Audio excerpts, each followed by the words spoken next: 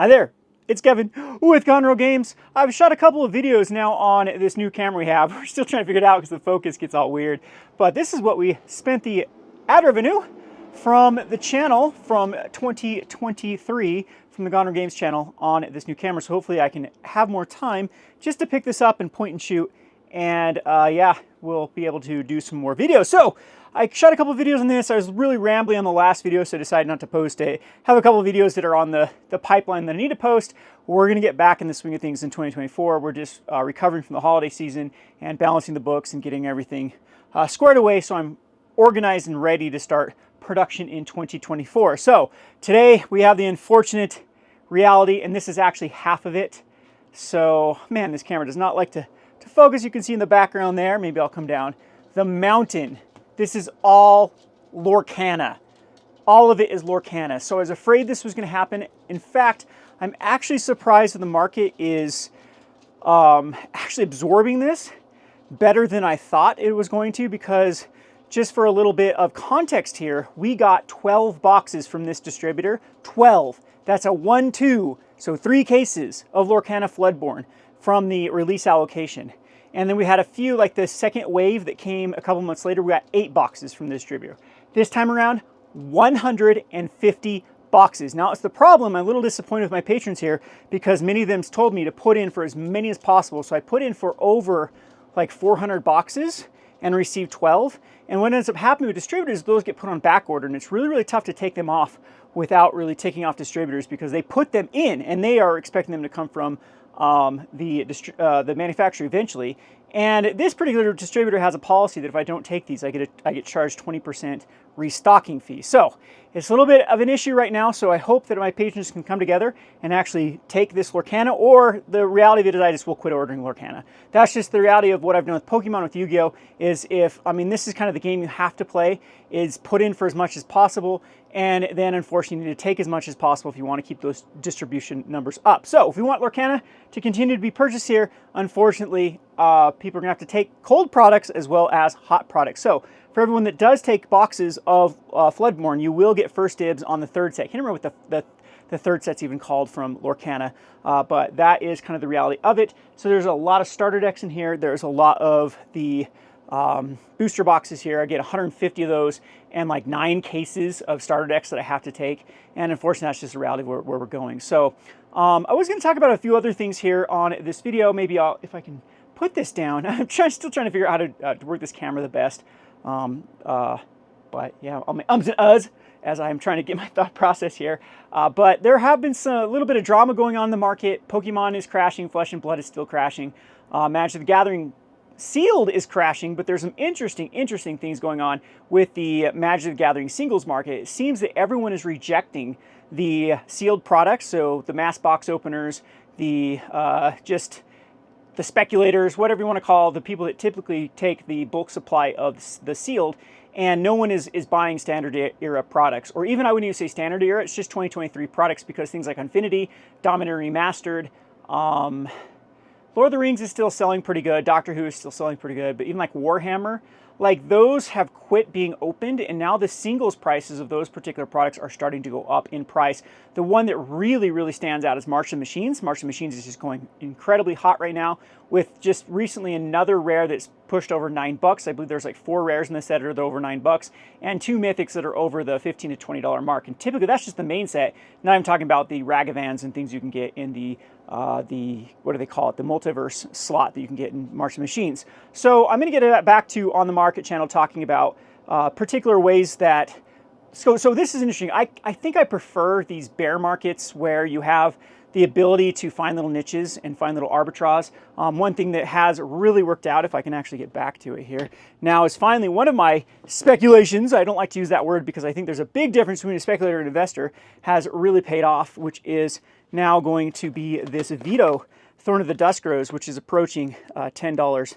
I don't know if the camera wants to focus on that, but we have packets and packs of these. I think I have over like 200 copies of Vitos that I purchased for, it was $3 a piece for the Arena Starter Kit, because at the time you could actually break even on buy listing. And I decided just to hold on to them, and I'm glad I did, because those Vitos are approaching like 10, 11 bucks a piece and actually are selling quite well. So again, it's the market of singles is still good. I think that the public the players have been now trained to buy singles again. So we go through this all of the time in Magic the Gathering, these ebbs and flows of where the sealed market will be hot and people will be like, okay, well, don't buy singles because the singles market has crashed because there's too many box openers, there's too many stores, there's too many like trade-ins, those type of stuff, too many people chasing the, One Ring, those type of cards. And it really crashes the singles market where nothing is worth anything, and eventually like people can't crack boxes, people don't want to open booster packs because it's too much of a gamble, and because the price of those crash. And then what we see is then the utility pieces, which again, I need to do a video really explaining the difference between collectability and utility, because I am all about utility. I've had arguments in the past with many other YouTubers and kind of the market in general that utility is always going to be superior to collectability. And I think that we're really struggling with the Magic the Gathering market is Wizards of the Coast tried to go into a collectible instead of a utility game, which they were just knocking out of the park, which just had them leaps and bounds over Pokemon, which is funny because Pokemon tried to do the opposite. They tried to go into utility and really encourage people to play the game, and Scarlet and Violet has really, really struggled with collectability. And it's like, I guess Pokemon forgot their market was mostly collectible, and Magic the Gathering forgot their market was mostly people actually playing the game. So yeah, so what we're seeing is, as far as the singles markets, to get my thought back together, is especially March of the Machines, that was such a rejected product because it was just sandwiched in between so many other superior products that people forgot like the haymakers that exist in that set that just had some really, really good cards in that set. And the booster boxes, I believe all of them, set boosters, collector boosters, pre-release kits, all of them are now positive EV if you crack them. And the main thing is like no one is opening sealed product. So that will eventually happen is people will start eating up all the singles like they're doing now on the secondary market, and then that makes it to where sealed is a good investment again to crack open for either cards or just hold on to the long term. So again, I need to really, really beat it into people's heads, the difference between speculation and investing. I've got accused of being a speculator, with my massive inventory, but you can see most of my inventory is not a lot. I just carry a few cases of things, and the main reason, which again, I need to do a full-fledged video on this, is I think that we're going to head into a market where local game stores are going to have a huge upper hand against the online sellers and what I like to call the soulless online sellers. And again, I did a whole rant video about this, and I kind of did some name calling, which I decided, okay, let's just not even release this video because it just is a little unprofessional to be calling out, certain like distributors or people. But what has really, really irked me in the past few years is that I think that both the manufacturers and distributors have forgotten the key role that local game stores play in the market and in a healthy market where real demand and real supply are meeting in transactions.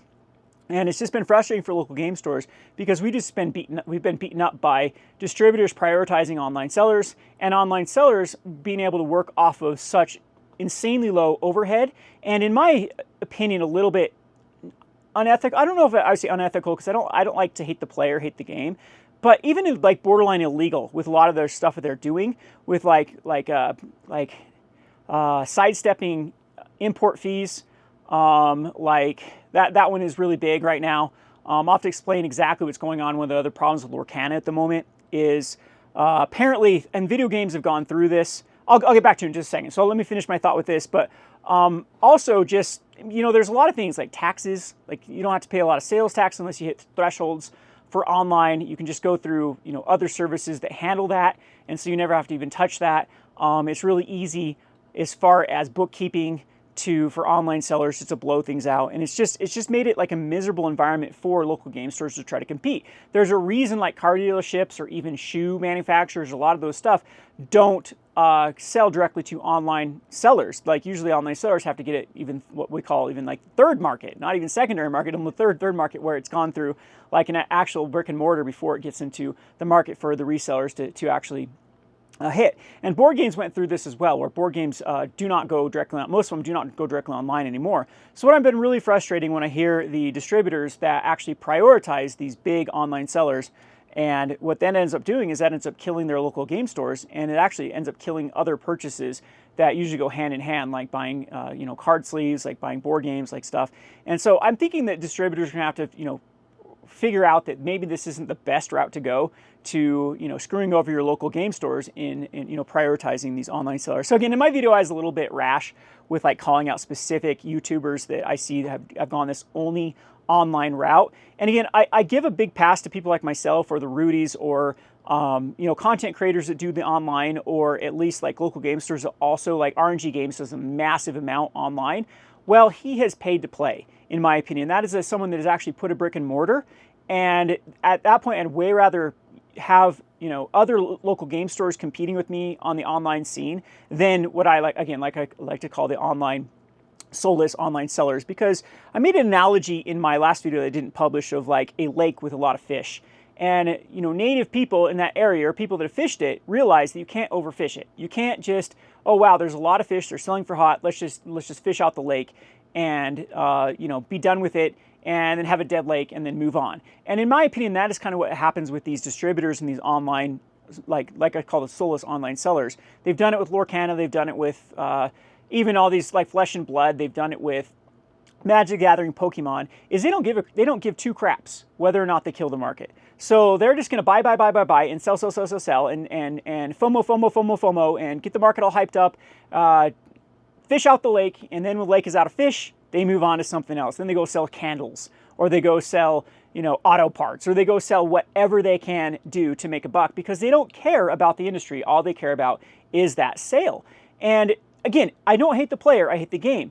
Where the buck stops is the manufacturers and the distributors need to understand that this is the game, and they need to go with the people that are invested in the game, people that actually put skin in the game, like brick and mortars that have put together infrastructure and are in it for the long term. Game stores know that they can't just blow things out and like destroy the market, because they have to live on that market. They have to fish that lake for years, and they have to make the more wise and prudent decisions of keeping a healthy ecosystem. Online sellers, they don't care. They don't care, they move on to anything. So again, I'll make some more precise videos talking about this, but one of the things that have been really bugging me, especially with what the rumors are with Lorcana now having the 1-2 punch of having this like massive third wave, like I said, this is over 10 times the amount that I got in my initial wave, is the rumors are that the Southeast Asian markets and some of the European markets haven't been very hot with Lorcana, and a lot of that inventory is now ending back up on US shores. And the problem with that too, and video games have done this in the past and other things have done this in the past, is there's a thing called price sensitivity with a lot of developing countries, especially places like Southeast Asia or Latin America, where they cannot pay $150 for a booster box. That is not something that is feasible for the game or for the people in those areas to be able to afford. So what they do is they use some price sensitivity. They figure out what the market is willing to actually pay for in those regions, and they set those those prices accordingly. We've seen that with online, with people using VPNs to then be able to purchase like a video game for so much cheaper when they say, you put your VPN in that you're from Bulgaria, and you can get a game for so much cheaper than if you were like in the United States or Germany. So what ends up happening though with a product that is something that can be resold, like a collectible, like a TCG, is then there comes the opportunity for arbitrage. And the rumor mill is that people have figured out, especially the rumor that I had is it's coming mainly from Singapore, these last bits of Lorcana, that the price was just so much cheaper. It was like 60 bucks a box for Lorcana. And so people figured out, okay, we can buy, even after all the import fees, after all the shipping, how efficient we are in 2024 with getting things across seas, especially across the Asian market, that we can get things for insanely cheap, that even after all the fees and shipping, you can get it down to like 72 a box, 71 a box. And then by the time it gets to the US, you have a massive advantage over the stores that are paying $100, 105. So my price after fees, after PayPal fees, everything is when I collect money, Lorcana booster boxes are going to cost me 105. And so again, there's like no chance that I can compete at that level. If people are getting them from $70, that I can get them for 105. And again, that's what's so frustrating too with like these online sellers that do have these relationships with these stores overseas, or like distributors just blatantly just selling them product, even at a discounted rate, because at that point money talks. They buy $100,000 worth of stuff, you're going to get a better deal than some mom and pop store is just getting a couple cases to keep enough for their local scene. So yeah, so it just ends up crushing the market for everyone else trying to compete, because there's no way we can compete with that level of them getting at that cost. So again, it's not, in my last video, why I decided not to publish is I was a little too harsh on the people playing the game, and I'm never ever going to want to crucify hustlers. I think if you can find a niche in a market, you should take it. And the buck, again, stops on Wizards of the Coast. It stops on these distributors. And it really stops on Wizards of the Coast. If I was Wizards of the Coast, I would cut ties with two particular distributors. And I'm not, again, not going to name names because I actually use both of them.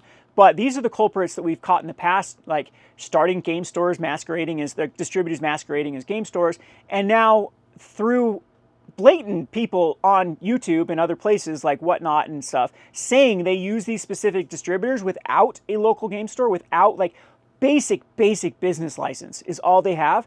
That is just like shame on these two distributors for actually, you know, engaging in this, because they're just they're basically just destroying the people that have been with them forever. These game stores that have been with them and taken their other products and stuff like that, just for this quick buck of moving stuff online. And again, it just leads to crashing prices. It then leads to, you know, people not buying product in the future. So anyway, I'm kind of rambling with this video again. And I'm not, you're all kind of seeing my ugly mug. I don't know if I'm showing stuff. I'm trying to get good at this stupid thing. It just wants to focus. I want to kind of open up some products here and show what I have.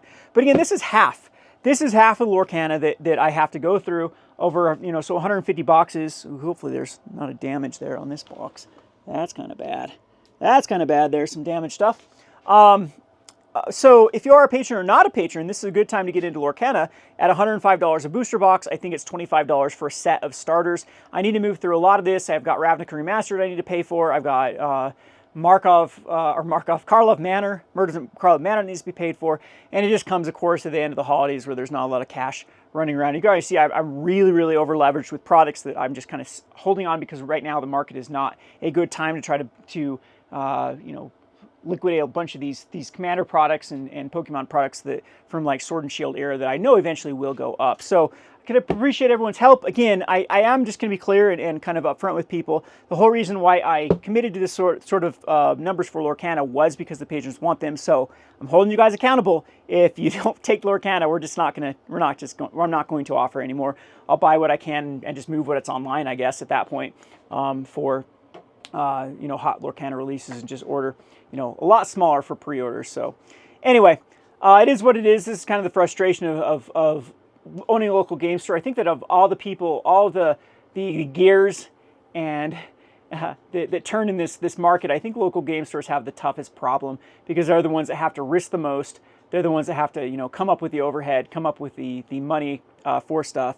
And a lot of times the ones that take the massive losses when there is a sour market. So anyway, I appreciate all the support. And if you do want Lorcana, again, $105 is super cheap. Comparatively speaking, these boxes like a couple months ago were going for $400, $300. So Lorcana seems to have its supply issues under control. I would not speculate on this stuff. Again, this is my biggest problem that I have with speculators. One of the problems with Lorcana crashing too is I know everyone that got in at 200 or above boxes is panicking now. And so they're trying to recoup capital. Speculators versus investors, the biggest difference is speculators don't have years, or they don't have outlets to actually, you know, move their product. What they're doing is trying for a quick flip. And, you know, it happened with Flesh and Blood. I called this with Lorcana. I was actually very surprised that it happened this quickly for Lorcana because I thought it would be like Flesh and Blood and take maybe 3 or 4 sets before we saw the crash when the supply started to outstretch the demand. And then we have the panic of all the speculators and all the arbitrage markets all at once coming into the market and trying to compete for that last bit of demand that Lorcana has to offer. I also think that Lorcana is on a little bit of a downturn as far as like people getting a little bit stale of the game. I've always said it's too similar to Magic without the magic of Magic with the stack and the interaction. But it does play a niche. It does have a lot of people that do play it, and I'm actually encouraged by the sales for Floodborn. I don't know if this is like a dead cat bounce of people just like, oh wow, I'm never gonna be able to get in on this price for Floodborn.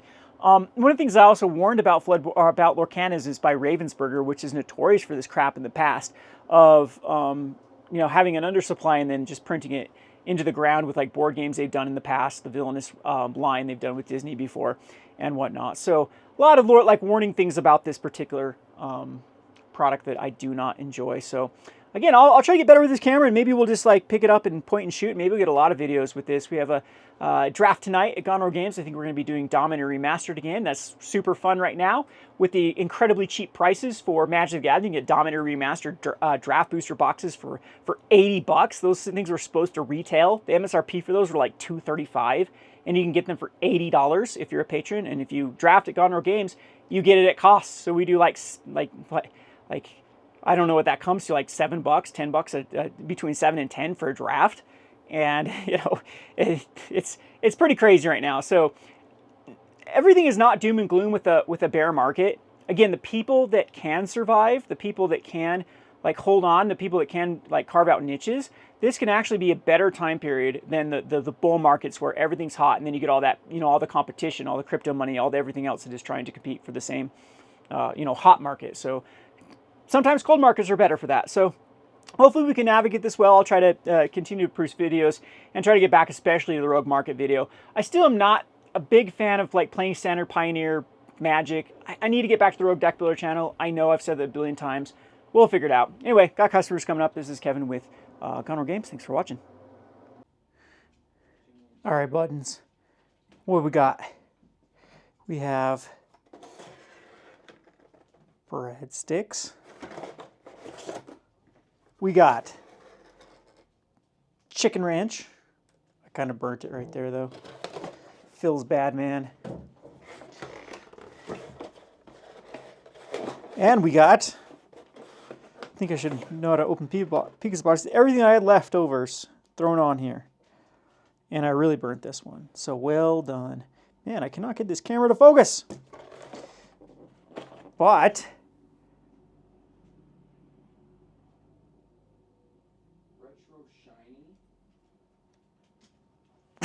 this camera's weird.